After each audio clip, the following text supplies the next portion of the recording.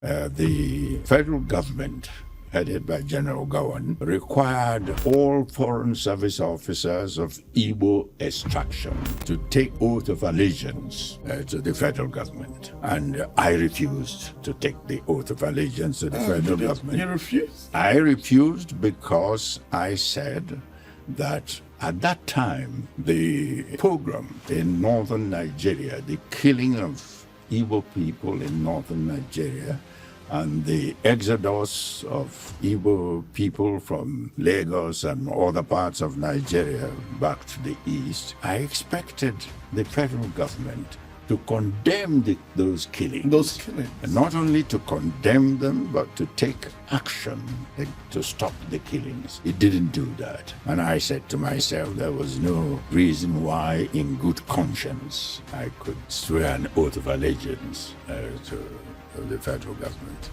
Back home here in Nigeria, I had discussions with General Abacha, and in all my discussions, I sought to persuade him to acknowledge and respect the verdict of the Nigerian electorate. In July 1995, when I met with him, I asked him to let me see Abiola. Abiola was in detention then, and his first reaction was, "No, Excellency, cannot let you see somebody who's been accused of treason and so on." And I said to him, "Well, Excellency, I must make the point. You must be aware that the Nigerian and international media have been reporting that Abiola is being tortured in prison, and he's not well in prison because of the torturing. When I leave you, the press are bound to ask me about Abiola, and I will feel obliged to tell them that I asked you to let me see Abiola and you refused. And of course you know that will confirm all the reports and so on that they have of Abiola." And Abacha kept quiet for a few seconds and said, "Well, Excellency, you will see him." So I ended up seeing Abiola.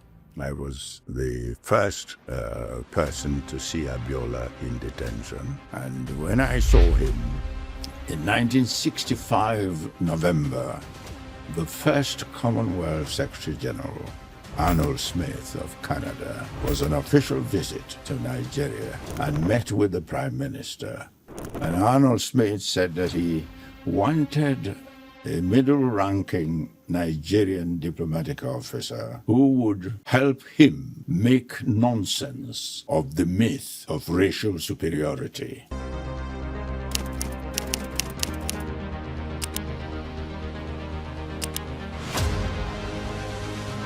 Welcome to today's episode of the Legacy Series. I am your host, Salvation Alibo.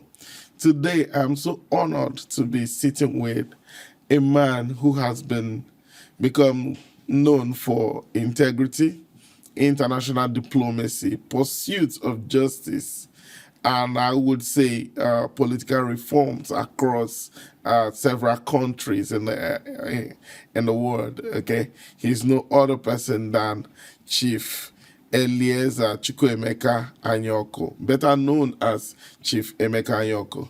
You're so welcome, sir. Thank you very much, Salvation. Thank you, sir. All right. Your life has been an amazing example of international peace crafting. All right. You have used your life of service to craft peace across the world, bringing equity to nations and helping people across different divides to have a voice, particularly from Commonwealth to other advocacy projects you have embarked on. All right. This began way back, much earlier, from your days at Merchant of Light School, and then onward to University College of Ibadan, and then before you joined the CDC, Commonwealth Development Corporation. Okay, I would love to reflect on your earlier days. Okay, the days of your beginning when you began developing yourself on the spot? Well, I think I should probably go back to my school days. I was in primary school in Abo, Yes. in the Delta. That part. Yes. That part makes me proud. I was living with my father's cousin, who was the headmaster of the Siemens Central School in Boji Boji, Abo. And from there, of course, I went to Merchants of Light School. And from Merchants of Light School, after my Cambridge leaving certificate, I taught in the gap year at Emmanuel College, Owerri, before going into University College of Ibadan.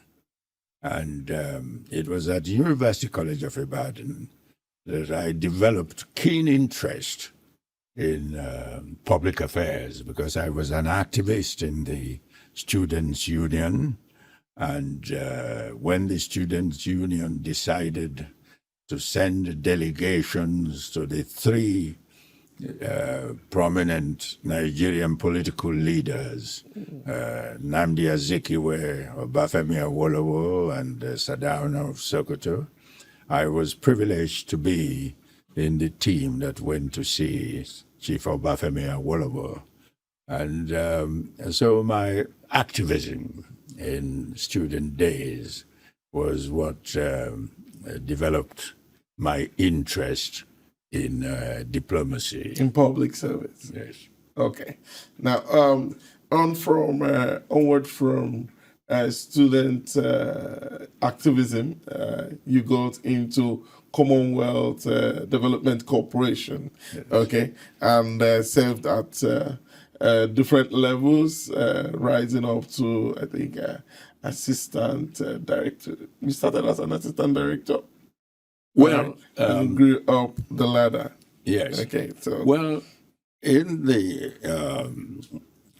when I left University College of Ibadan, I was recruited by CDC, Commonwealth Development Corporation, was sent to London to a series of training courses, at end of which I was posted to the headquarters of CDC in London.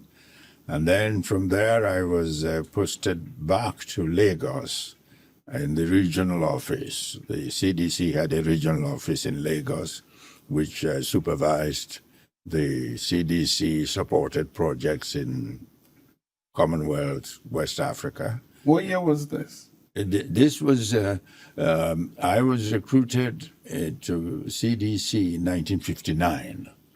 Oh, 1959. 1959. Oh, pre-independent.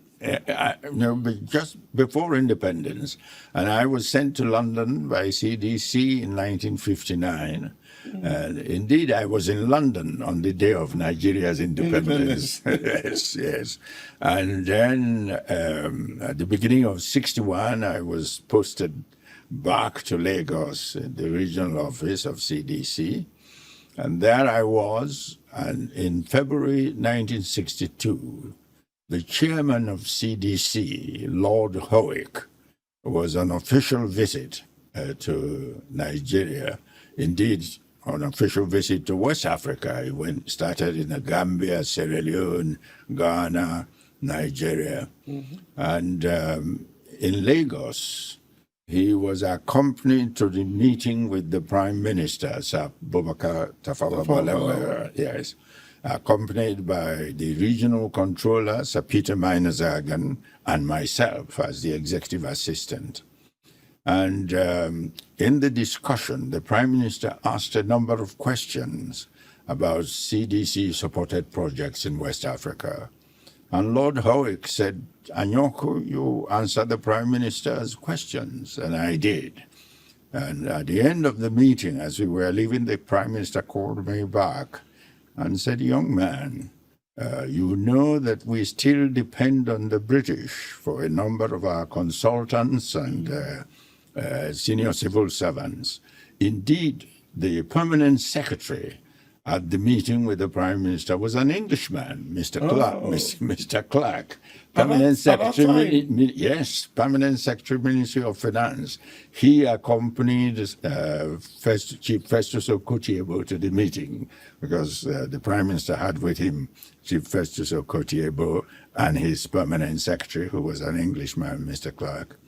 And the Prime Minister said to me, well, you need to come. You're working for a British government institution. You need to come and work for your own national government. I see you as a good material for our diplomatic service. And I thanked him and left. And the next day, the orderly of the Minister of State in the Ministry of Foreign Affairs, Alhaji Nuhu Bamale, came to my office with a civil service application form. Said it was, and there was a little note by the minister, Alhaji Nuhu Bamale, who said that this was being sent on the instruction from the Prime Minister's office. Anyway, that was how I entered into Nigeria's foreign affairs. And after 1 year in Lagos, during which I was a personal assistant to the permanent secretary in the Ministry of Foreign Affairs, Mr. Francis Mwokedi, I was posted to New York, to Nigeria's permanent delegation to the United Nations. And I was working under our ambassador, Chief Simeon Adebo. And there I was. And in 1965, November, the first Commonwealth Secretary-General, Arnold Smith of Canada, was on official visit to Nigeria and met with the Prime Minister. And at the meeting with the Prime Minister, he said to the Prime Minister that he was keen to build up in the Commonwealth Secretariat, which was newly established. The Commonwealth Secretariat was established by Commonwealth heads of government in July 1965. And Arnold Smith said that he wanted a middle-ranking Nigerian diplomatic officer who would, in his own words, help him make nonsense of the myth of racial superiority. Okay. That was what Arnold Smith said to Prime Minister Tafawa Balewa. And the result of that was that instruction came to me through my ambassador in New York that I was being posted to the newly established Commonwealth Secretariat. And that was how I got to the Commonwealth Secretariat. Oh, yeah. Okay. Okay, so when you joined the Commonwealth Secretariat, was that where you began as a director, or you were just... I began as assistant director of the International Affairs Division of the Commonwealth Secretary. Okay. And this was in 1966, April. Oh. And then in 1971, the Secretary General appointed me the director of the division. So I was a director of the division 1971. 1971. Yes. Okay. Let's talk about the year in between when 1966 and 1971. Must have been some conflicting period for you serving on behalf of Nigeria in the Commonwealth and then having civil war raging at home. How did it fare for you? It was a big challenge because during that period, I had gone to the Secretariat on secondment from the Nigerian Foreign Service. Yes. So strictly speaking, I was a Nigerian Foreign Service officer. Yes. But during the crisis, the federal government, headed by General Ojukwu, required all Foreign Service officers of Igbo extraction to take oath of allegiance to the federal government. And I refused to take the oath of allegiance to the federal government. You refused? I refused because I said that at that time, the pogrom in northern Nigeria, the killing of Igbo people in northern Nigeria, and the exodus of Igbo people from Lagos and other parts of Nigeria back to the east. And I expected the federal government to condemn those killings. Those killings. And not only to condemn them, but to take action to stop the killings. It didn't do that. And I said to myself, there was no reason why, in good conscience, I could swear an oath of allegiance to the federal government. And then, of course, the federal government reacted by wanting the Secretary-General to remove me from the Commonwealth Secretariat. Well, the Secretary-General took the principled position that the team of diplomats in the Commonwealth Secretariat owed allegiance collectively to Commonwealth governments, not to individual governments.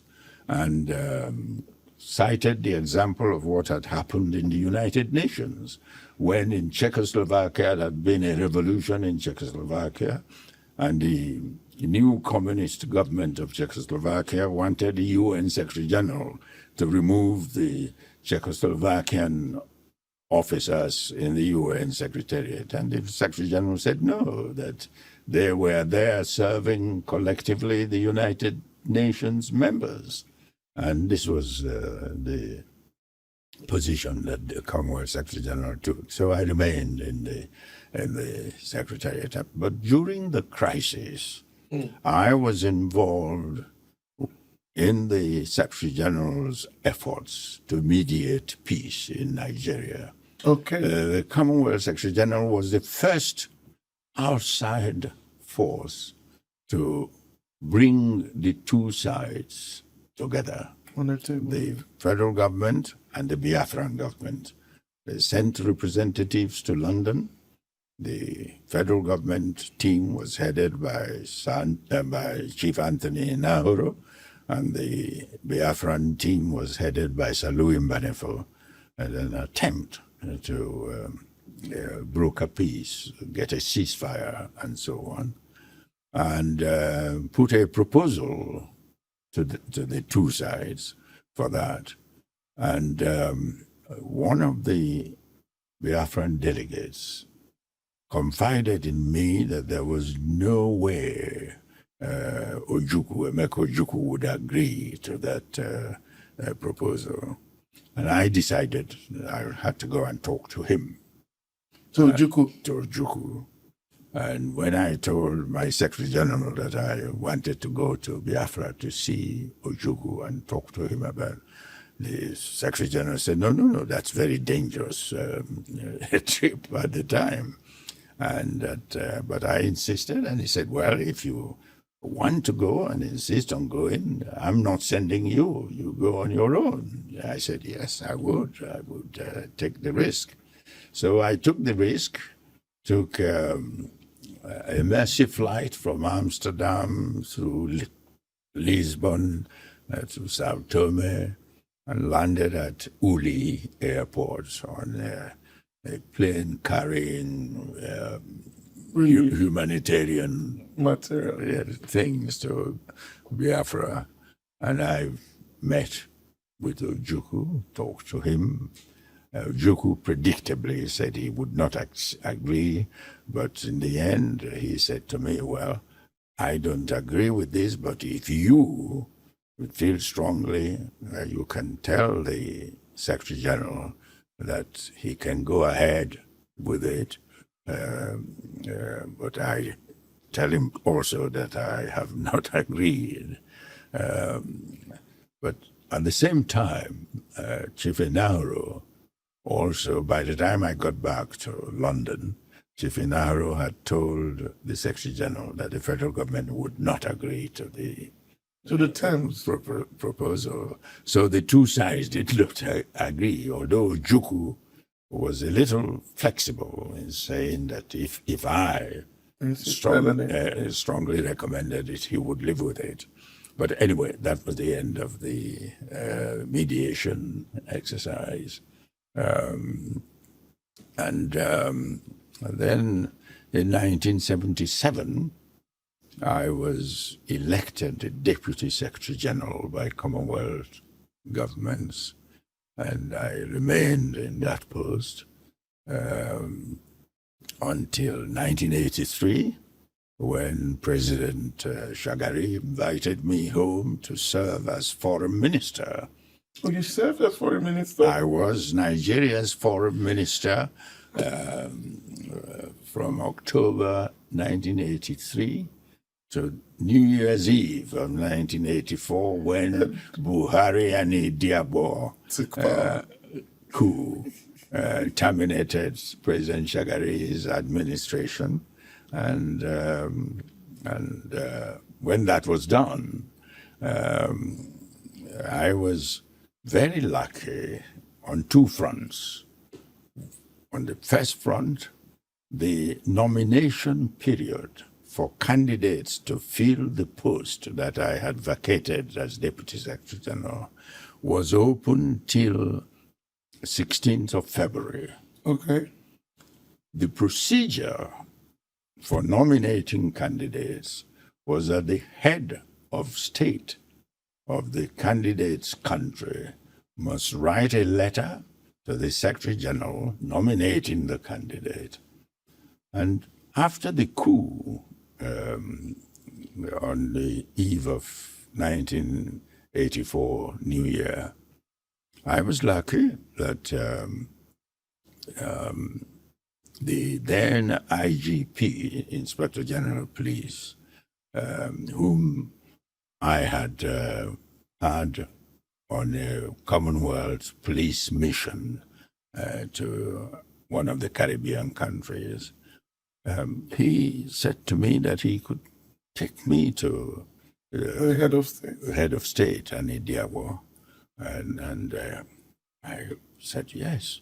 So he took me to Buhari, and Buhari and Idiabo said to me, we know that you've had nothing to do with corruption.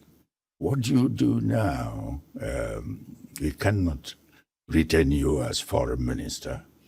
And I said, thank you very much. I would not have accepted to be a foreign minister, because it would oblige me when I go to talk to other governments to explain how I changed from serving a civilian government to a military government. And that since they acknowledged that I had nothing to do with corruption, the head of state, Buhari, would have to write a letter nominating me as a candidate for the post I had vacated. And Buhari said, yes, I would gladly do so. And he not only wrote that letter, he sent the secretary to the government, Mr. Lehman Chiroma, to carry the letter to London. And by the time the letter got to London, 3 governments had nominated their candidates, 2 foreign ministers and 1 secretary cabinet, as for the post. But when the Secretary General circulated my name to governments, those 3 governments withdrew their nomination. Wow. So I was unanimously re-elected to the post I had vacated. Wow. So that was how he came back as Deputy Secretary General. Deputy Secretary General.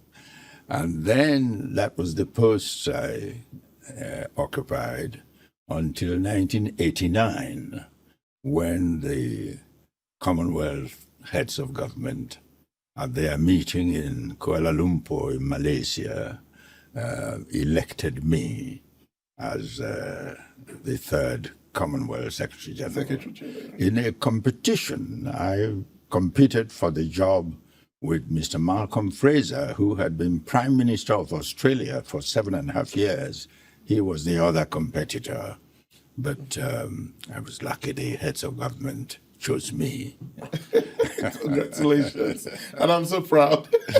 I'm so proud. That makes me so proud. And that began a different chapter of your life altogether. Yes. I see you had quite a lot of work. I don't know if to describe it, if you were very pro-African in a lot of your service. I see the work you do in Zambia. You did in Zambia, Kenya, Malawi, the things you did in South Africa. Yes. Okay, Yes. You did quite a lot of your work in Africa, and thank you. So thank you in all that. All right, but let's look at the milestones. Okay, the work that went into a lot of your accomplishment during your time as Secretary General. Well, when the heads of government elected me, in my acceptance speech to them, I told them that I would see my mission as being principally, first, to make the Commonwealth a potent force for promoting democracy. Second, to give the Commonwealth a capacity for intervening in the affairs of member countries to promote peace and reconciliation. Mm-hmm. And thirdly, to make the Commonwealth an instrument of practical cooperation among members for the development, particularly of developing members of the Commonwealth. Mm. And this is what I pursued during my 10 years as Secretary General. In the area of promoting democracy, I was the first Secretary General to institute the Commonwealth Observation team, yes, for elections. Election monitoring. Election monitoring. The first one was in Malaysia in 1990, and then thereafter, by the time I left office, I had organized about 51 observer missions to different countries. And in terms of intervening in Commonwealth member countries for promotion of peace and reconciliation, I had not only in Africa, I was involved in promoting peace in Papua New Guinea, when Papua New Guinea was threatened, had a mini coup, and I had to go there to reconcile the civilian prime minister with the army. And again in Pakistan, when in Pakistan there was a major crisis between the President Leghari and the Prime Minister Nawaz Sharif, I had to go to Pakistan to do that. And then, of course, back home here in Nigeria, I had discussions with General Abacha. I met with Abacha in May of 1994, in January, and in May of 1994, and again in July 1995. And in all my discussions, I sought to persuade him to acknowledge and respect the verdict of the Nigerian electorate. Indeed, in July 1995, when I met with him, I asked him to let me see Chief MKO Abiola. Oh, who was incarcerated at that? Well, was he incarcerated? Actually, I must correct myself. In 1994, when I met him in May, I asked him to let me see Abiola. Abiola was in detention then. Okay. And his first reaction was, "No, Excellency, I cannot let you see somebody who's been accused of treason and so on." And I said to him, "Well, Excellency, I must make the point, you must be aware that the Nigerian and international media have been reporting that Abiola is being tortured in prison, and he's not well in prison because of the torturing. When I leave you, the press are bound to ask me about Abiola, and I will feel obliged to tell them that I asked you to let me see Abiola and you refused. And of course, you know that would confirm all the reports and so on that they have of Abiola. And Abacha kept quiet for a few seconds and said, well, Excellency, you will see him. So I ended up seeing Abiola. I was the first person to see Abiola in detention. And when I saw him, I put to him a proposal that I had for resolving the Nigerian crisis. And in fairness to him, he accepted the proposal.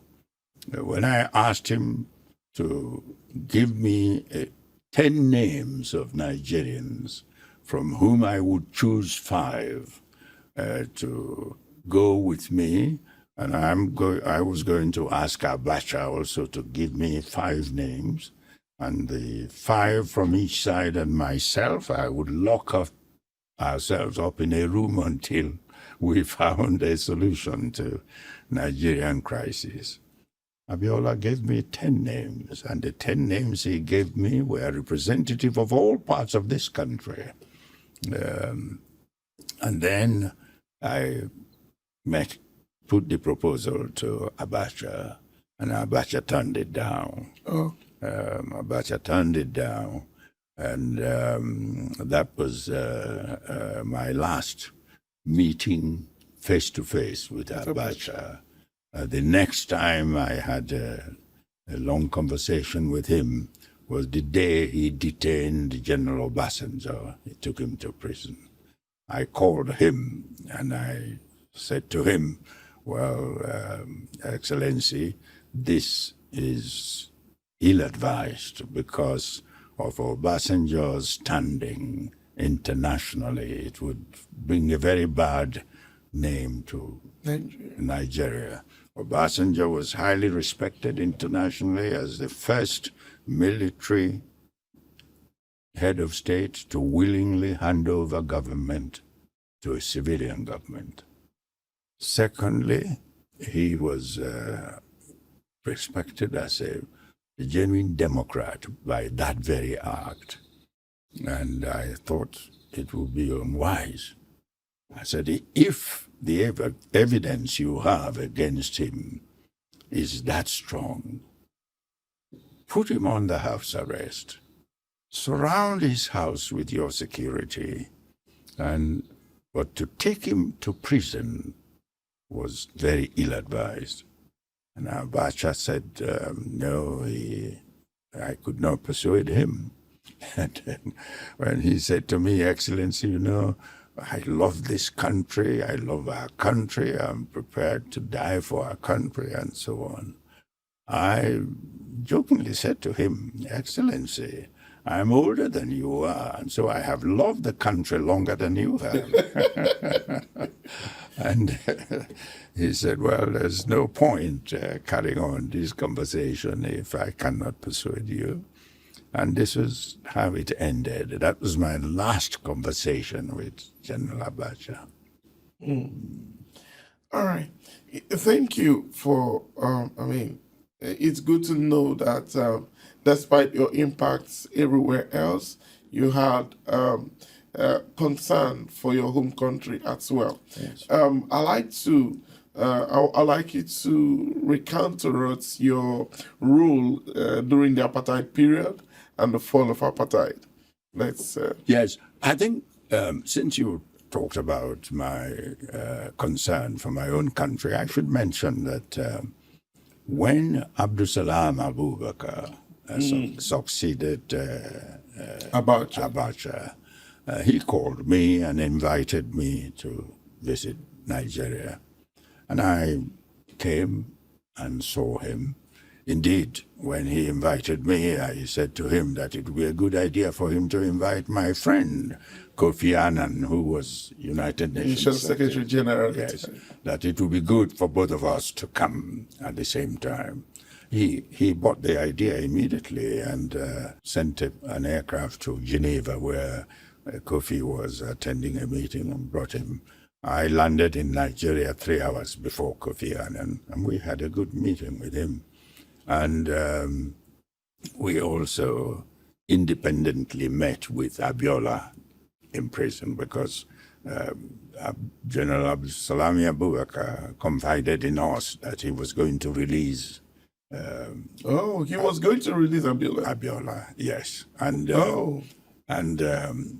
we were delighted at that because we were urging him to do so, but he had made up his mind to release Abiola, and so when I met with Abiola, the picture that the State House took of Abiola, myself, and Admiral Mike Ahibe, who was the number 2 to Abdulsalam Abubakar, turned out to be the last picture Abiola took alive. It's an iconic picture which I treasure. And then after that, when General Abdulsalami Abubakar was going to have election, the head of the Nigerian Electoral Commission, Justice Ephraim Apata, came to my office in London. And as a result of our discussions, I sent electoral experts who came to work with the Nigerian Electoral Commission. And after that, I sent a team of observers for the election that produced Chief Olusegun Obasanjo. Yes, I sent election. And so that's just, for my country. And of course, since I retired from my post as Secretary-General, I served for 14 years as chairing the Presidential Advisory Council on Foreign Affairs and so on. So that's my contribution to my country. I'm still going to come to what you did post Commonwealth service. All right. There was struggle in Nigeria. Nigeria hosted Commonwealth governments. Yes. Was that during your time? No, that was 2003, during my successors. During your successors' time. I was succeeded by Don McKinnon, who'd been Deputy Prime Minister of New Zealand. He was my successor. But coming to your question about my role in South Africa. Yes. In November 1991, I had obtained the agreement of Commonwealth heads of government at their meeting in Harare. The agreement for me to go to South Africa because F.W. de Klerk, the president of South Africa at the time, had released Nelson Mandela from prison. And had declared his intention to have a dialogue with all the opposition parties in South Africa, the anti-apartheid parties. So I got heads of government to agree that I should go to South Africa to explore how the Commonwealth would help the process of transition. So I went there and had extensive discussions with President F.W. de Klerk. I remember that the first time I told him that I was keen to see that the Commonwealth helped South Africa transit, he said to me, well, this Commonwealth has been very hostile to South Africa. And he said, well, we in South Africa, we have friends in Europe, we have friends in America, we have friends even in Africa. And he was, as far as Africa was concerned, referring to the friendship with Malawi, Dr. Banda, and Houphouët-Boigny in Ivory Coast. And they said, we don't need the Commonwealth help. And I said to him, Mr. State President, your biggest challenge, as I see it, is how to build confidence with the major ethnic groups you have in South Africa. The Africans, the whites, and the Asians. Look at my delegation. My number 2 man here is an Indian, Assistant Secretary-General Muni Malhotra. My number 3 man was the chef de cabinet of my chef de cabinet, an Englishman, a British, Stuart Moore. My number 3 delegate was an Australian, Hugh Craft, and the number 4 was a Ghanaian, Dr. Moses Andafo.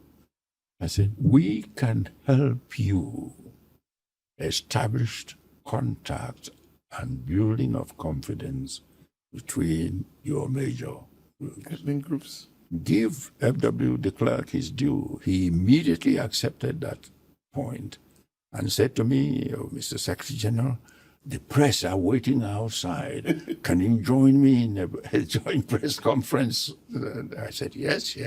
So, and that was the beginning of the Commonwealth intervention. When he called the first major conference at Kempton Park on December 1, 1991, I sent 6 states, men and women from the Commonwealth, to be there to help. Their presence would help. And then after that, the conference continued to discuss, and at some point, ANC stalwarts were massacred at a place called Boipatong by apartheid police officers.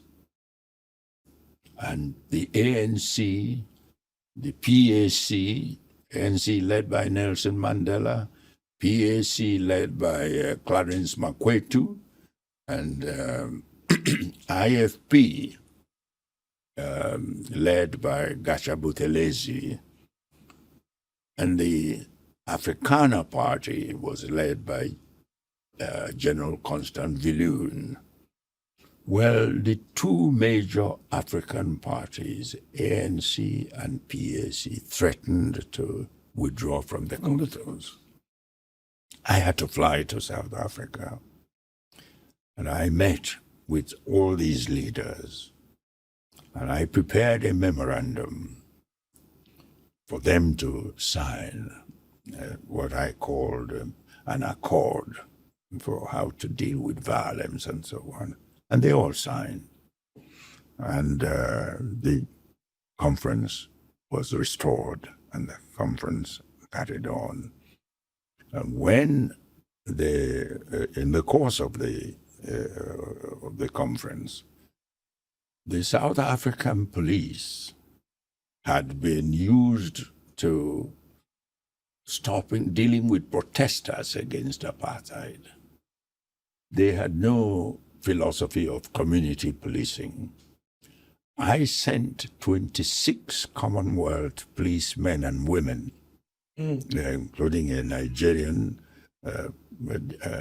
commissioner of police and policemen and women drawn from 26 different Commonwealth countries, who went to South Africa and were there at their police college and so on to help them learn the philosophy of community policing. Yes.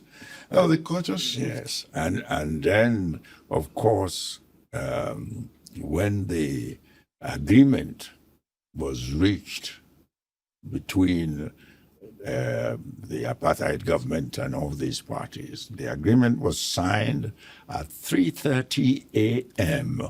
on November 17, 1993. I was there for the signing of the agreement. And indeed, I'll tell you one amusing and in a way embarrassing story, because the next morning after the agreement was signed, President F.W. de Klerk and I gave a joint press conference. And the president started by heaping praises on me for my contribution to South Africa and so on. And when he finished, the media people were to ask us questions. And the first question was put to me by a South African white correspondent who said to me, Mr. Secretary-General, our president has spoken so much about your contribution to our country. What about your country, where we had that last night there was a coup, and I hadn't heard about that, and then my Nigerian special assistant gave me Reuters news report that said that Abacha had taken over government. So I looked the correspondent straight in the face and I said, well, you know that human capacity is to deal with one problem at a time. And I am currently involved in your problem. And of course, they all cheered. And F.W. de Klerk whispered to me, say, you're a very seasoned diplomat. I wouldn't have known how to respond to that. and so that was when Nelson Mandela was installed as president, the first president of democratic South Africa. The major representatives of the world were all there. And I remember that the moment when Nelson Mandela was swearing the oath of office, many of the representatives there, including my wife, had tears on their eyes. You know. It was a major day in history. It was a very moving occasion, and I must say Abacha was there. And of course, Nelson Mandela and I developed a very close friendship during his. On behalf of Africans, I want to say thank you. For me, South African stories, Mandela's long walk to freedom, and a lot about the fall of apartheid. It holds a dear place in our hearts. Yes. All right. And I mean, to learn about the roles you played, it's very emotional for me right now. Thank you so much. I hope, I don't know how to put it, whether to say the Lord rewards you or we find better ways to reward you. Thank you so much, sir. That's let me circle into Malawi, Kenya, okay? Yes. And those places where they had single party state. Yes. You know, single party state is as good as having a mere dictatorship or something. Yes. Let's see your work there. In the course of my efforts to promote democracy in the Commonwealth, I started off with wanting to change those countries that had one-party state constitution to become multi-party governed countries.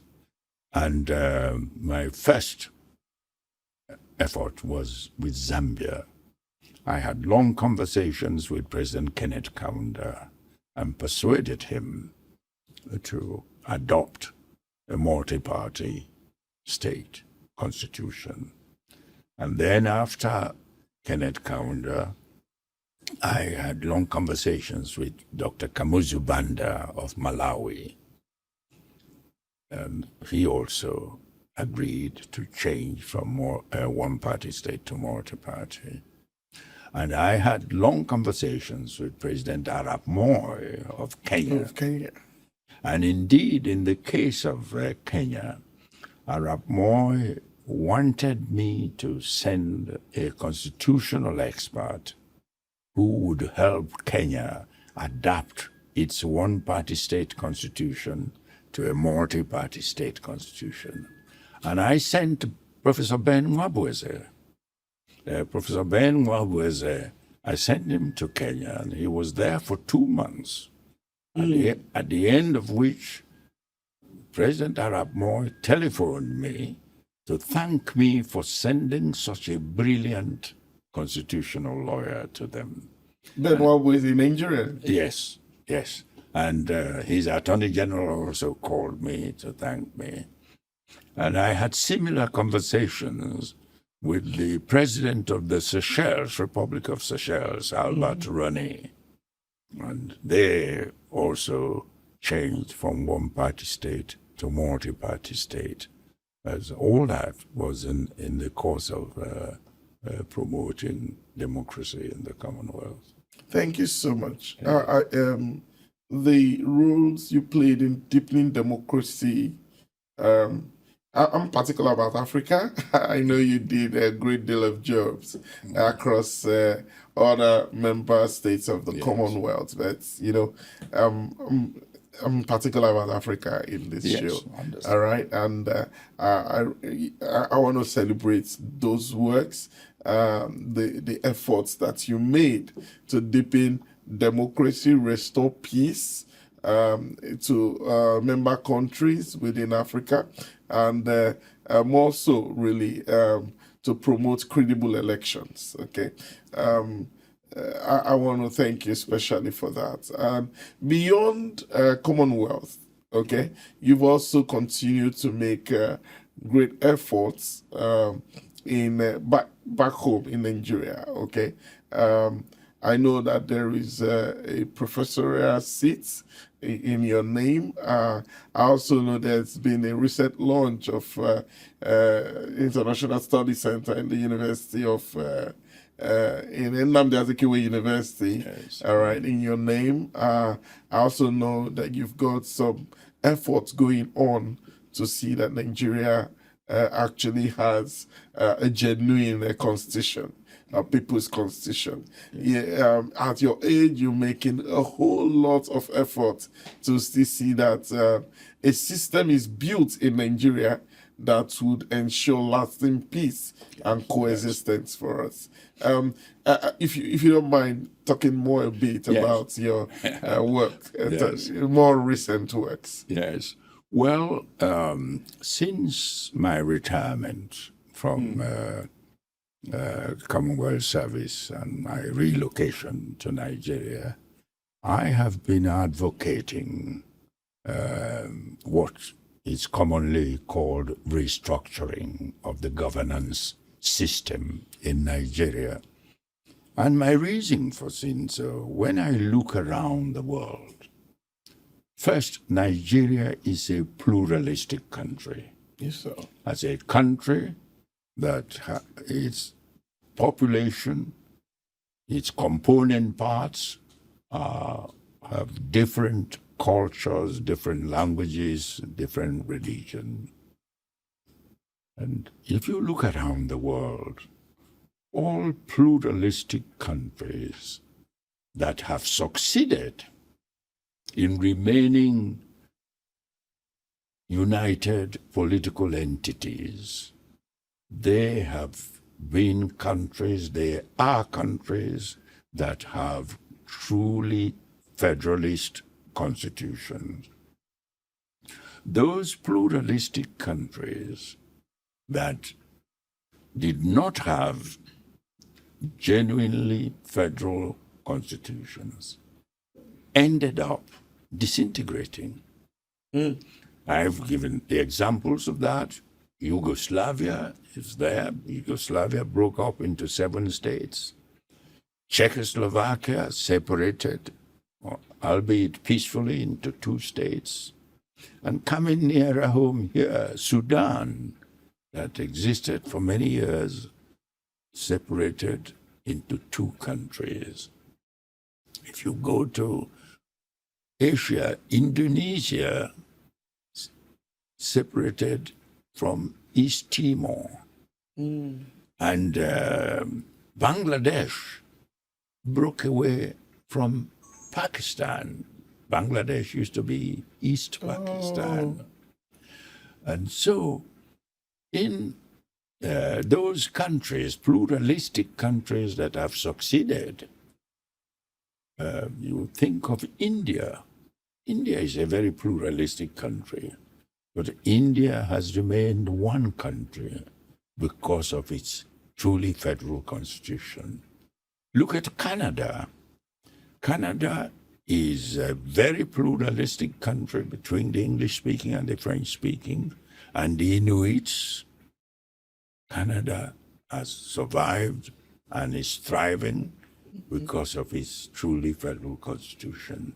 So I have been advocating that Nigeria should have a genuinely federal constitution in order to survive as one united entity. And of course, I'm at my age, I've lived through the developments of Nigeria before independence and since independence. In the early years of Nigeria's independence, when we had began with 3 and ended up with 4 regions, Nigeria was evolving towards one nationhood. But Nigeria remains, unfortunately, a country. Nigeria has not become a nation. And why were we successfully evolving into a nation at the beginning of our independence? Because we had a genuinely federal constitution that allowed the regions, gave the regions fairly substantial autonomy. And since the military intervened in governance in January 1966, the constitution we have had has been a constitution that reflects the hierarchy command in the military, where the top commander's word is the law. Yeah. So in Nigeria, we have a federal, so-called federal system that gives so much power to the center.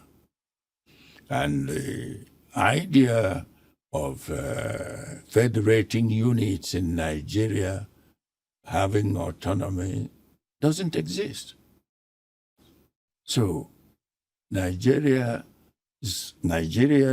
development has been retarded by that very fact. I believe that if Nigeria had a genuinely federal constitution with far fewer federating units than the 36 we have at the moment, the 36 federating units we have at the moment, many of them are not viable.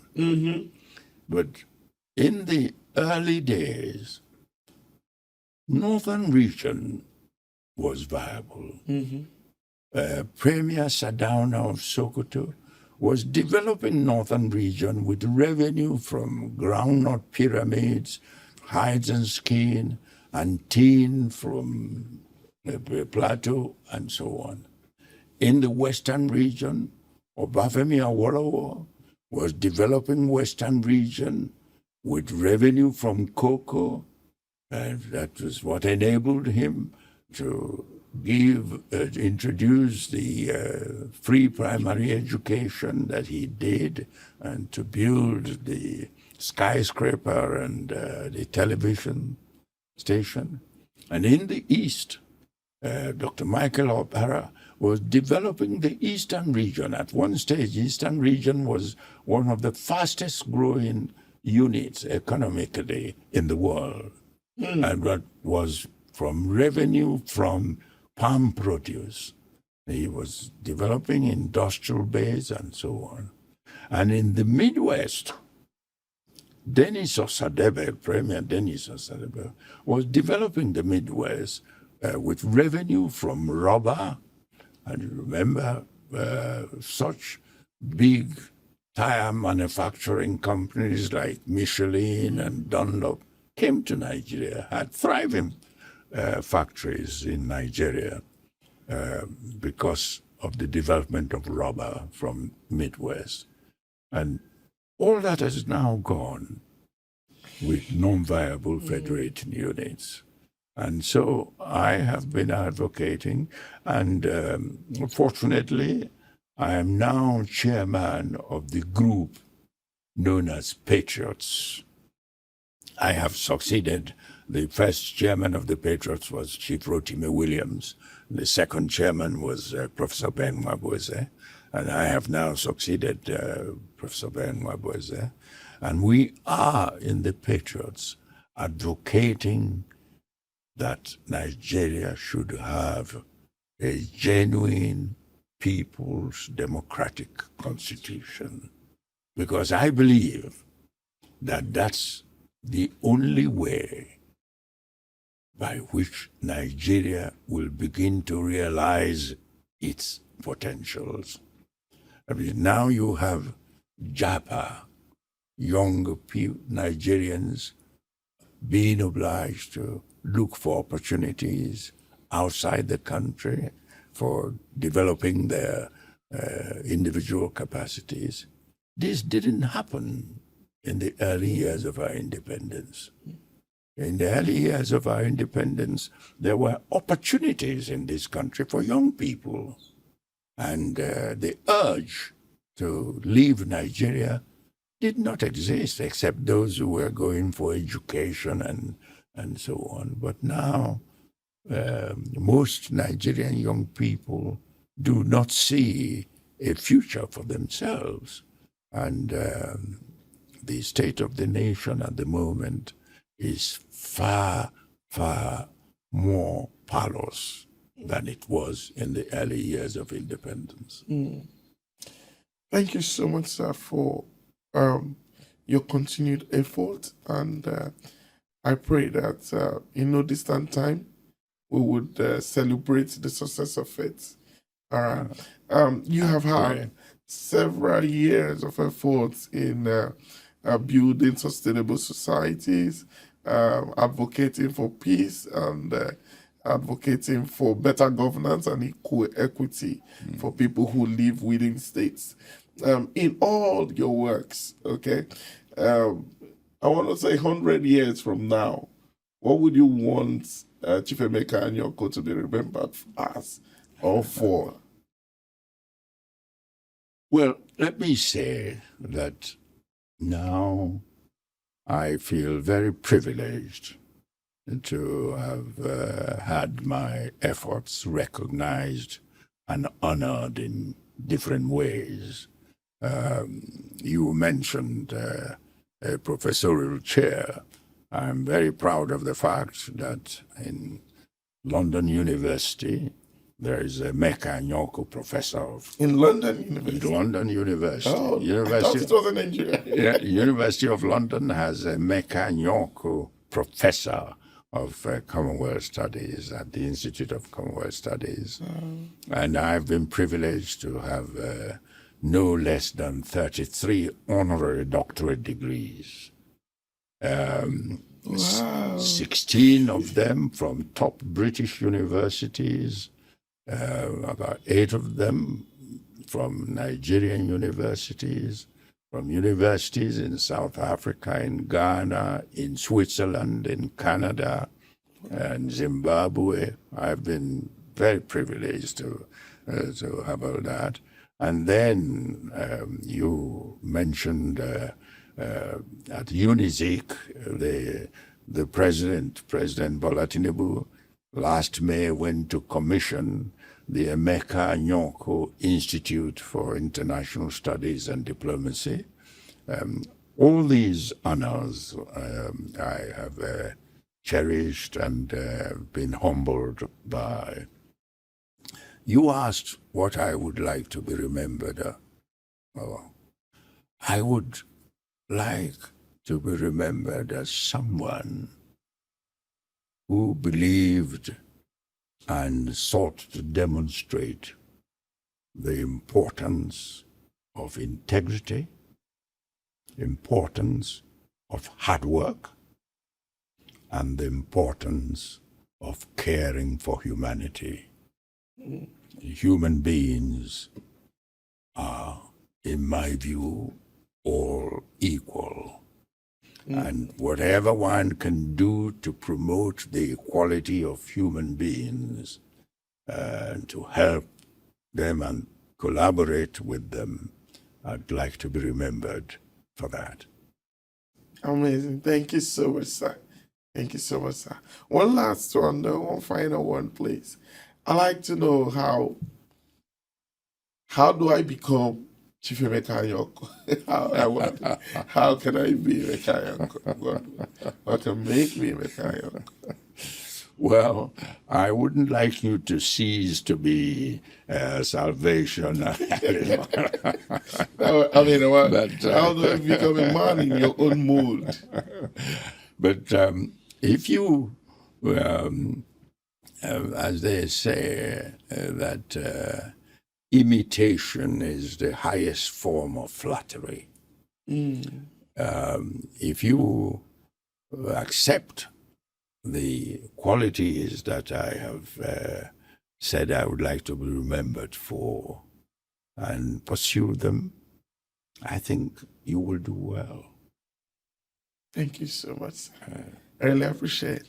It's been an amazing time of conversation with Chief Emeka Anyaoku.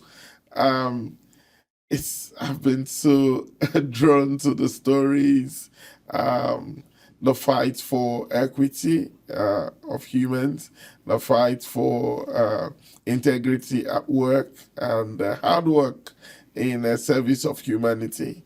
I believe that this conversation has taught you, what it takes to actually stand out as a servant of humanity. And if you want to be celebrated as someone who fought for equity of mankind, this Chief Emeka Anyaoku is one icon you can follow. Thank you for being with us on this show and this particular edition. Don't forget to like, follow, comment, and follow our subsequent editions. Thank you so much. And thank you, Chief Emeka Anyaoku. Thank you for being on this show. I am so excited. I feel so honored and delighted. Thank you so much, sir. I'd like to thank you, too, for the courtesy of your questions. Thank you so much, sir. Thank you.